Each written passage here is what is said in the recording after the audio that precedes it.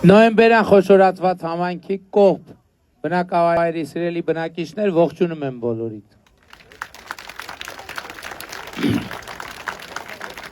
Կողբում 16 միլիոն ծրագրով 300 տան քվոտա կա, 300 տան, ճիշտ է։ Չգիտեմ ինչքանն է կառուցվել, ինչքանն է կառուցվում եւ ինչքանը դեռ պետքա կառուցվի, բայց 300 տան քվոտա կա։ Եվ սա մեր վերաբերմունքն է սահմանամերձ գյուղերի նկատմամբ, որովհետև խաղաղության պայմաններում սահմանամերձ գյուղերը պետքա զարգանան, պետքա ապրեն։ Իհարկե կողբը միշտ էլ մեծ գյուղեր խոշոր բնակավայրերից մեկն է հանրապետության, բայց նաև 300 նոր տան կառուցումը ես չեմ կարծում, թե 91-ից 2022 թիվը կողբում քանի տուն կառուցված կլինի մոտավորապես։ Չէ լուրջ։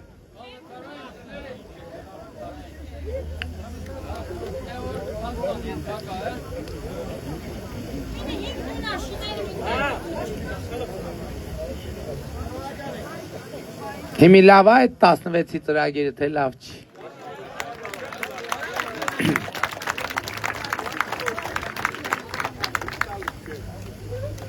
Տեղ կա, որ մոտենում ենք, բան են անում, ասում են այդ բանի թուրքերի համար են սարքում տունը։ Ես էլ բանում Բերթավանում ասում եմ, ով է, ասենք Սաֆարով անունով մարդ կա, որ տուն է սարքում Բերթավանում, կամ կողբում Սաֆարով ազգանունով մարդ կա, որ տուն է սարքում։ Հիմա մեր ընդդիմության որոշ ներկայացուցիչներ, քանի որ հայերենին տառերը չգիտեն, Սաֆարյանը գրած է, Եվ դիմացի 3-4 տառը կարդում են, շարունակությունը չեն կարդում, Սաֆարյան գրածը կարդում են Սաֆարով։ Եվ ստեղ է առանձնահատկությունը, եւ սա տեղի է ունենում նաև այդ պատճառով։ Ուրիշ երևույթ էլ կա, Ժողովուրդ ջան, որի հետ կապված ես չեմ կարող ձեզ հետ չկիսվեմ։ Երևույթը հետեւյալն է, ասենք կառավարությունը 16 միլիոն դրամով տուն է, ասենք 16 միլիոն դրամով կարելի է տուն սարքել, թե չէ։ Այսինքն կարելի է սարքել։ Այսինքն խորհրդային միության ժամանակներում էր, որ տներ էր սարքվում 25-30-ի վրա, չէ՞։ Համոզված եմ կողբում էլ տենց տներ կա, Իջևանում էլ կա, տարբեր տեղերում։ Հետո այդ տունը որ սարքվում է, այդ տներում սենյակներ կան, որ ընտանիք տարիներով մարդ չի մտնում, ճիշտ է այդ տները։ Բայց տունը հետո էլ էլեկտրականությամբ չի տաքացվում այդ տունը, որովհետև հոսանքի փող եւ այլն։ Բոլորի գյուղերում այդպիսի, Հայաստանում լիքը այդպիսի տուն կա, որովհետև սովետական միության ժամանակ առանց հաշվարկի սարքվել է, բայց խնդիրն է չէ, մենք դեմ չենք մեծ տանը, բայց ապրող չի, ասում եմ, սենյակներ կա, որ տասնամյակներով մարդ չի մտնում այդ սենյակները։ Այն ժամանակ մարդիկ տուն էին սարքում, ասում էին բան։ Ասում են դե առաջին հարգում, ասենք մի 40 մետր երկարությամբ զալ էին դնում, ասում են դե որ հարսանիք կլինի, ծնունդ կլինի, լավ, օքեյ, մի անգամ հարսանիք կլինի, 2-3 անգամ, 3 օր այդ նպատակ, բա են մնացած հազարավոր օրերը, ինչ ալնելու այդ տանը, ինչի համար եմ ասում, մենք 16 միլիոնի դրամի ծրագիրը դրել ենք հաշվարկելով, որ մարդը կարա իր կենցաղային կարիքները հոգալու համար այդ տունը սարքի։ Հիմա ինձ համար ամենազարմանալի բանն է, որ մարդիկ մոտենում են գալիս են ասում, բա կահույքի փող չեք տալու, բա բանի փող, Ժողովուրդ ջան, կներեք, բայց դա մի քիչ սկսում եմ կասկածել, ճիշտ ենք արել այդ ծրագիրը բացել ենք, ստեցխալ ենք արել, որովհետև Հայաստանի Հանրապետությունում եւ ընդհանրապես տրամաբանությունն է, որ մարդը աշխատի իր ընտանիքի կարիքները հոգա, բայց քանի որ սահմանամերձ գյուղերը խոցելի են եղել միշտ,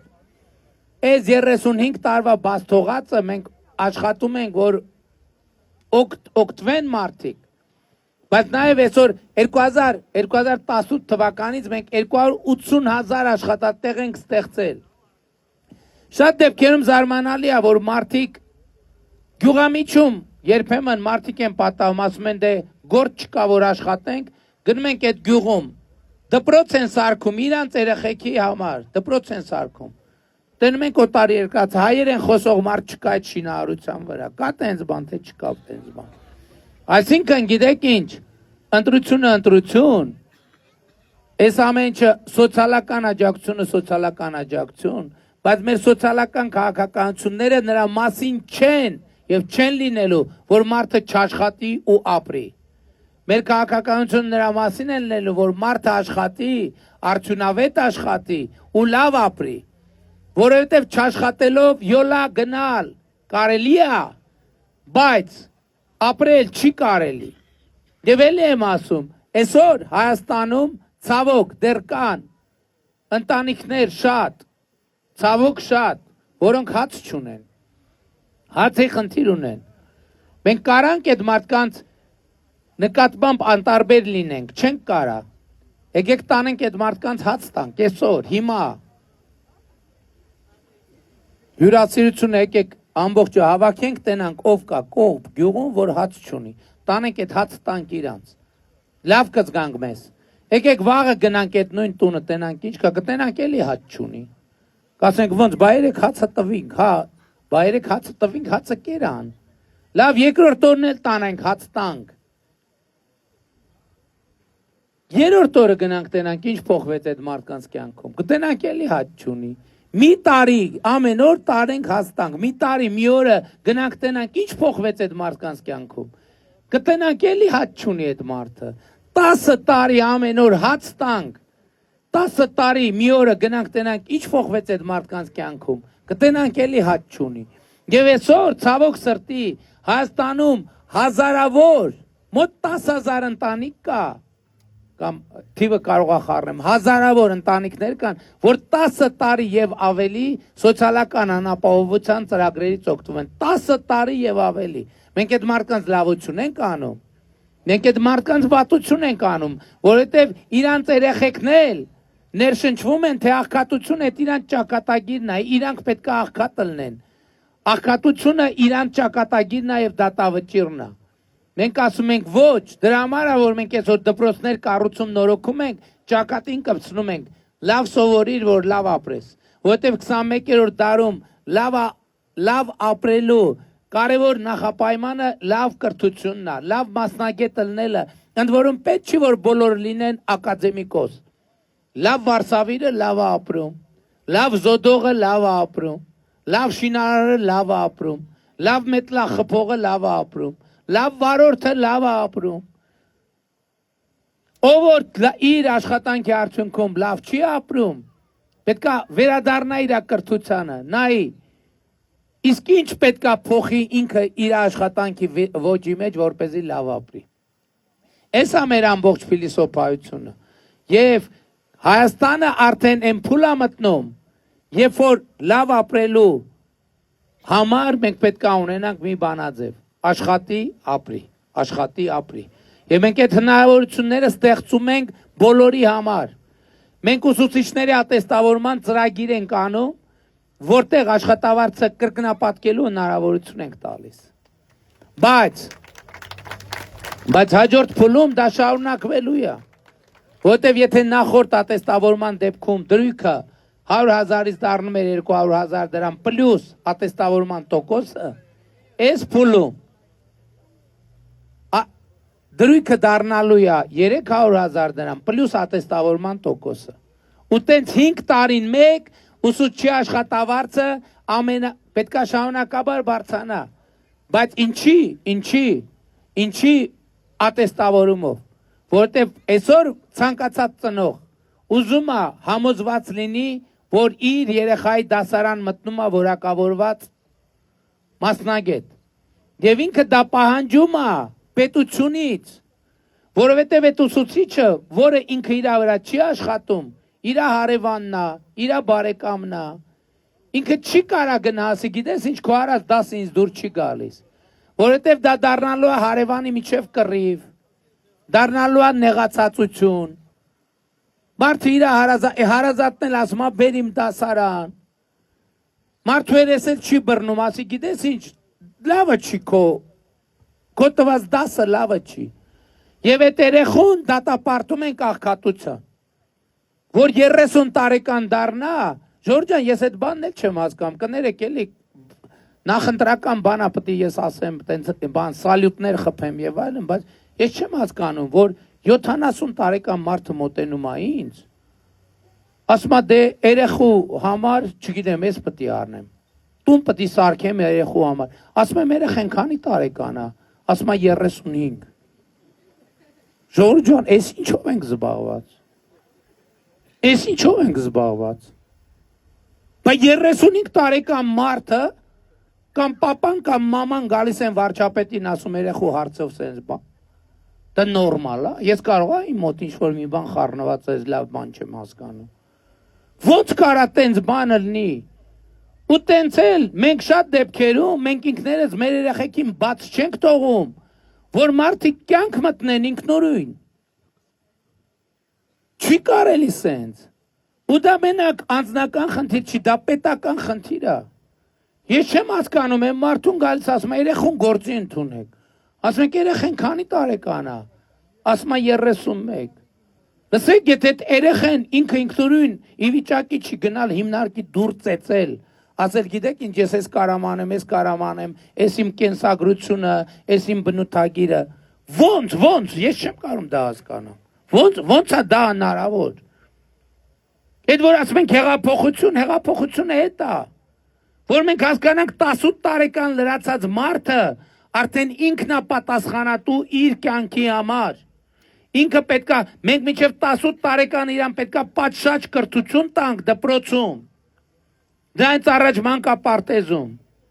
մենք այսօր կենտրոնացած ենք երեխեքի խնդիրների լուծման վրա, դրա համար այսօր մինչև 18 տարեկան երեխաները ունեն առողջության ապահովագրություն, պետական բյուջեի հաշվին, 18 տարեկանից 20 տարեկանը զինծառայության ենթադրվող ժամկետն է, Էդ էլ է պետության, այդ տղաների համար մենք նոր հնարավորություն ենք ստեղծել, պաշտպան հայրենյաց ծրագրով գնում է 18 տարեկանը որակավորվում է, իր ատեստավորման կարգին, տոկոսին համապատասխան, ստանում է 200, 300 հազար, 400 հազար, 500 հազար դրամ վարձատրություն, և եթե նախկինում ծնողը մտածում էր երեխայիս բանակում ոնց են պահելու, այսօր այդ զինվորը նախ մարտական ծառայությունից դուրս գալիս է իր տանն է քնում եւ ամիսը կախված իր ատեստավորումից 200 հազար, 300 հազար, 400, 500 հազար դրամ փող է բերում իր ծնողների տուն, ինքն է պահում իր տունը եւ ոչ թե իր ծնողներն են բանակում պահում իրան։ Ես այն օրը Աշոտսկում տենց հարցրի, հիմա այսօր կա այստեղ մարդիկ ում ընտանիքի անդամը պաշտպան հայրենյացով ծառայում է։ Կան տենց մարդիկ։ Մենակ հարևաններ, ներկաներից ոչ մի մարդ չկա։ Աշոտսկում օրինակ մի կին կար, ասեց իմ տղան ծառայում է։ Ասի, ինչքան է ստանում։ Հա?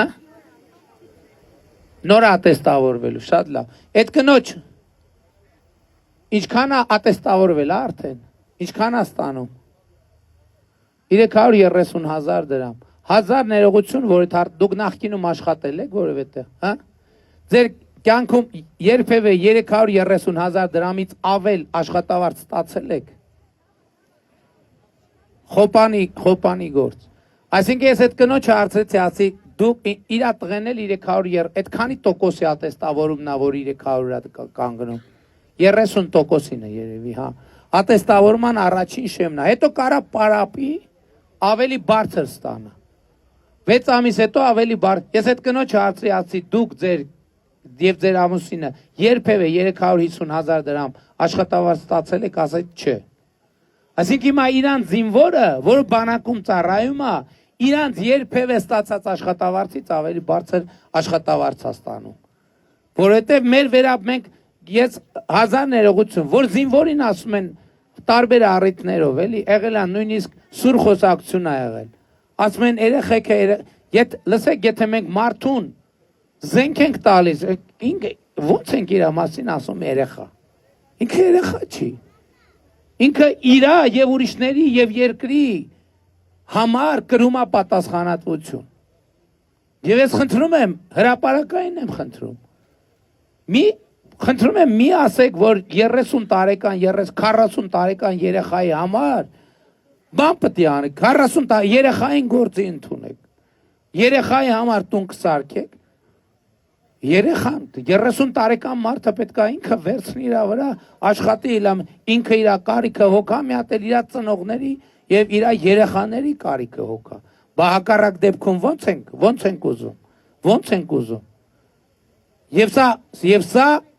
իմ դիրքորոշումն է եթե պաշտպանում եք ծափ տվեք եթե չեք պաշտպանում ծափ մի տվեք եւ այո կողմում 300 տուն ենք սարքում բայց այստեղ գաղափարական բան կա, հակասություն կա, բակ ասեք այդ դեպքում ինչ եք տուն սարքում, ասում են, որովհետև սահմանամերձ գյուղերը 30 տարի եղել են խոցելի վիճակում, հիմա բաց թողածը չեմ ասում ամբողջությամբ, որովհետև մարդկանց կյանքեր են անցել արդեն,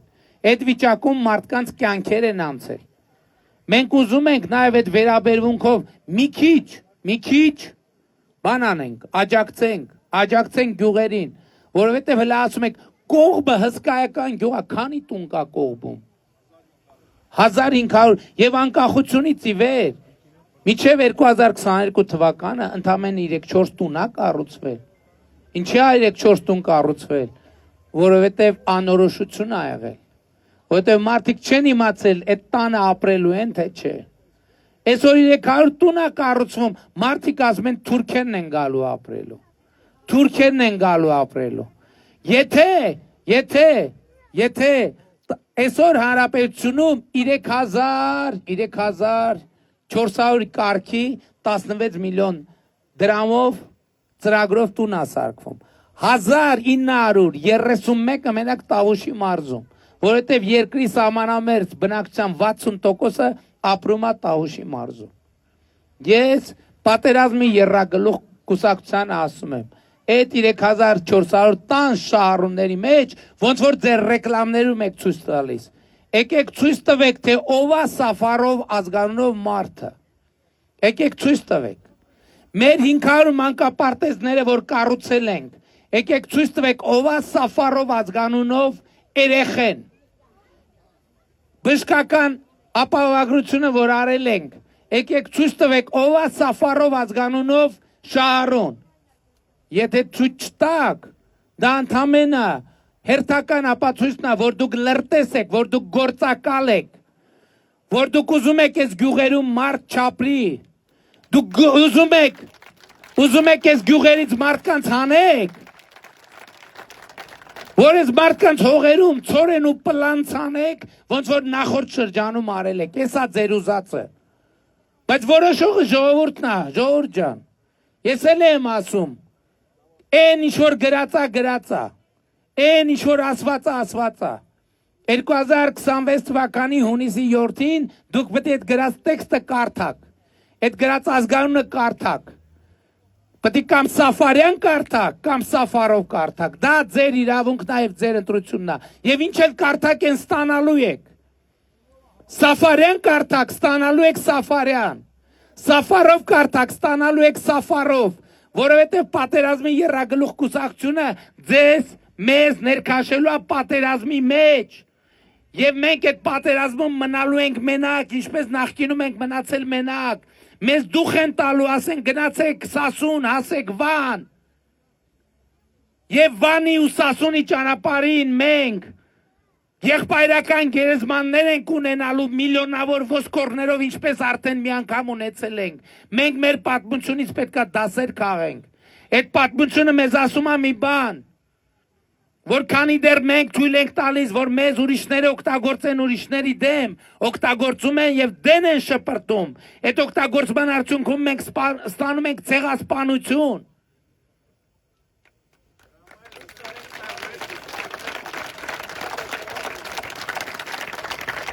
Այսօր ասում են Արցախը Ղարաբաղը, ես ինձ հաշիվ եմ տվել, որ մենք Ղարաբաղի շարժումը պետքա չշարունակենք, եկեք պատկերացնենք, հենց հիմա ես եկել եմ, ասում եմ, ընդ որում այո, ես եմ ասել Արցախը Հայաստանը եւ վերջ, ես եմ ասել, ինչի եմ ասել, որովհետեւ ես առաջի անգամ քաղաքականությամբ զբաղվել եմ 8-րդ դասարանում ենք եղել Ղարաբաղի շարժումով, մեր ամբողջ բժիշկը, ուրա բժիշկը, մոտեցեք, բանն էլ, այդ պայուսակն էլ մոտեցեք, այստեղ է, Հա, նորմալ է, բան չկա։ Հետո կասեք ինչ եղավ։ Որովհետև հավատարիմ եմ եղել այդ գաղափարներին, հավատացել եմ։ Բայց մարդ եթե իր հավատով գնում է տենում է մի բան, այն չի։ Պետք է հետևություններ անի։ Պետք է առավել եւս առաջնորդը պետք է հետևություններ անի։ Ենթադրենք Ղարաբաղի շարժումը շարունակում ենք, հենց հիմի։ Ինչ ալնում ժողովուրդ ջան արդյունքում։ Լավագույն սցենարը Հայաստանը եւս 30 տարի առնակամ ալնում ու արդյունքում ստացվում է ոչ մի բան։ Այսօր ասում են Ղարաբաղի հարցը սենց պետք է լուծեին, Ղարաբաղի լուծեիք, ինչի չեք լուծել։ Այսօր Գագիկ Ծառուկյանը ասում է, ես ինչ քարտեզա կպցրե, փոխանակ ծովից ծով Հայաստանի քարտեզը կպցնի։ Իրան պետք է, որ այո, գիտեք այդ ծովից ծով Հայաստանի մասին խոսողները, չէ, մի րոպե, մեկը Հունաստանում կղզի ունի, մեկը ձեզնից ով է, որ Եվրոպայում տուն ունի, ով է ներկաներից, ունեք որևէ մեկը, ունեք որ, ուշադրություն դարձրեք, որ ծովից ծով Հայաստանի մասին խոսում են նրանք, ովքեր Եվրոպաներում տներ ունեն։ Հայաստանի և Եվրամիության մերձեցման դեմ խոսում են նրանք, ովքեր կյանքի կեսը Բադեն-Բադենում են անցկացրել։ Հասկանում եք այս ամենակարևոր նրբությունը, որովհետև նրանց պետք է, որ մարդիկ չապրեն, մարդիկ մաքարեն, որ այս ընտրությունների արդյունքներում գան, 5000 դրամը ցույց տան, չէ մարդիկ ասեն, արա, այս որ սրա ձեռը 5000 դրամ կա, ուրեմն սա Աստված է։ Մենք այդ կեղծ աստվածներին տապալել են գետնին, եւ նրանց քիթը այսօր գետնին կպած է։ Եվ նրանք ուզում են ձեր իշխանությունը գնելով նորից բարձանան 2018 թվականից մինչև այսօր ես դրանց թալանչի թաթիկները ջարդելով 8 միլիարդ դրամ վերադարձրել եմ Հայաստանի Հանրապետությանը։ Բա կողմի սիրելի բնակիչներ, բա 300 անգամ 16 միլիոն ով է ուժեղ, հələ բազմապատկ է, քեռախոսի վրա դիր։ 300 անգամ 16 միլիոն 4.8 միլիարդ կողմում 12 միլիոն դոլար, բա որտեղից այդ փողը ժողովուրդ ջան, 12 միլիոն դոլար, մենակ 16 միլիոնի դրամով բերել դրել եմ կողմում, որտեղից, հորս տնից եմ բերել, ոչ թալանչիների վզից բռնած, բերել եմ այդ բյուջե եմ մցրել պետական փողը, և դրա համար է, որ Սաֆարյանը իրանց աշկին Սաֆարով է երևում, որովհետև իրանք սովոր են, որ Սաֆարյան անունովը պետքա թալանվի, եթե չի թալանվում իրանց համար որովհետև Սաֆարյանը իրանց համար թալանի մատերիալ է այդ դրա համար, այս ամբողջ գաղտնիքը և չգինեմ, Բերթավանում մարդ կա եկել ասում այս տները թուրքերի համար է սարքում, հա?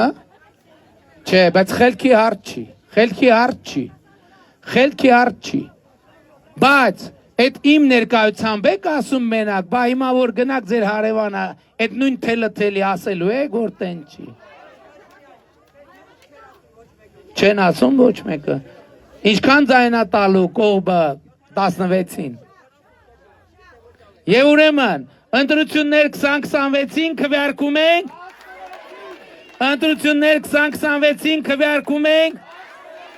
ընտրություններ 2026-ին քվեարկում ենք,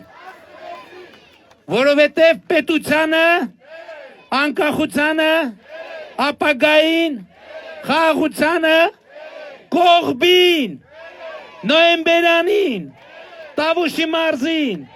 Երևան մայրաքաղաքին, Հայաստանի Հանրապետությանը, փառք նահատակներին և կեցցե Հայաստանի Հանրապետությանը, բայց այստեղ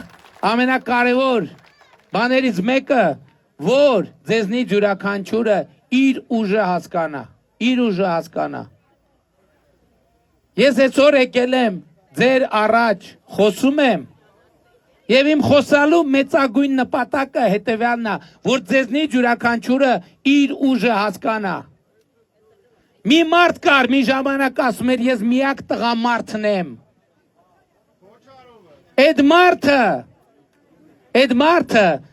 պետք է իր քաղաքական ուժը, պետք է չանցնի խորհրդարան։ Բավարար չի,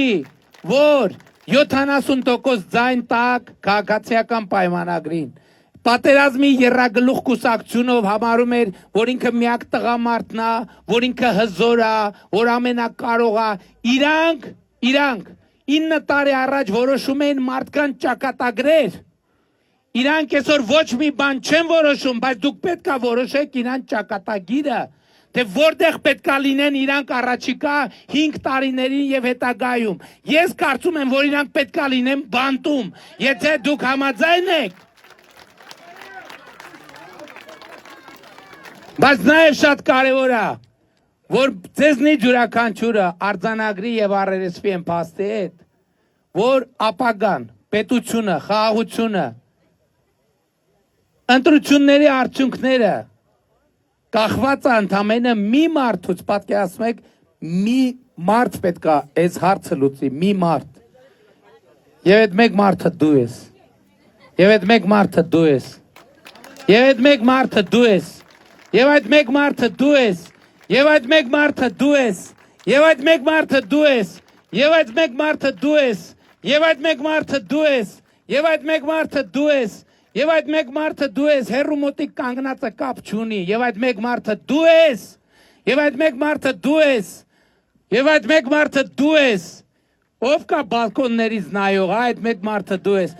ով է այդ մեկ մարդը, որ վերցնում է պետության եւ խաղաղության ճակատագրի պատասխանատվությունը իր, ով է այդ մեկ մարդը թող ձեր բարձրացնի։ Թող ձեր բարձրացնի եւ ահա այս մարդկանց հավաքական ամբողջությունն է, որ կոչվում է Հայաստանի Հանրապետության հպարտ, արժանապատիվ եւ պետականատես ժողովուրդ։ Եվ ուրեմն ընտրություններ 2026-ին քվեարկում ենք։ Ընտրություններ 2026-ին քվեարկում ենք։ Ընտրություններ 2026-ին քվեարկում ենք, որովհետեւ պետությանը անկախությանը, ապագային, խաղաղությանը, կողմին, նոյեմբերանին, Տավուշի մարզին, Երևան մայրաքաղաքին, Հայաստանի Հանրապետությանը, փառք նահատակներին եւ կեցցե Հայաստանի Հանրապետություն։ Շնորհակալ։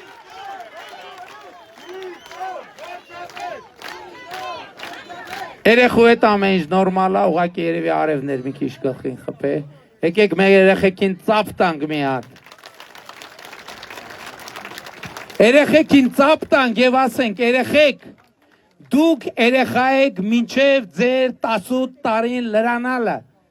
18 տարի մի օրում դուք այլևս երեխա չեք, դուք Հայաստանի Հանրապետության հպարտ քաղաքացի եք եւ առաջնորդվեք դրանով։